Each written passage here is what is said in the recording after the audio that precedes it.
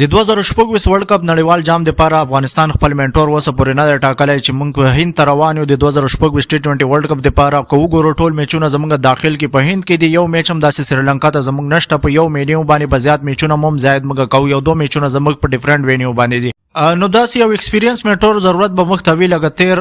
2023 نړیوال جام کې چې موږ سره اجي جډیجا نو ډیر ښه فیور او ډیر ښه فائدې مخترا کړي و چې موږ پاکستان او انګلند دواړه مات کړي و په ورلد کپ کې نو بیا یو داسې ایکسپیرینس چې دا کنډیشن نو واقفي دا پچونو نو واقفي سیاره په دویم مینینګ کې بیټینګ خدای کا بولینګ خدای چې داسې یو کوچ ویل موږ سره منټور وي نو داسې ضرورت دی افغانستان کرکټ 2024 ټي20 ورلد کپ لپاره نو دا دوه سترونګ کنټینډر نمونه دي چې دا باید زموږ منټور شي یو اجي جډیجا یو دنیش کارتیک دی نو په دغه دواړو کې به افغانستان کرکټ بورډ یا به بیرته اجي جډیجا طرف ته ځي یا به دنیش کارتیک نوې منټور جوړوي نو زما په نظر باندې دنیش کارتیک ډیره مشکله ده چې دای منټور شي نو موږ به بیا یو ځل د اجي جډیجا طرف ته ځو او د سترونګ کنټینډر دی چې یار یو ځل بیا 2024 ټي20 ورلد کپ کې ځای زموږ منټور شي نو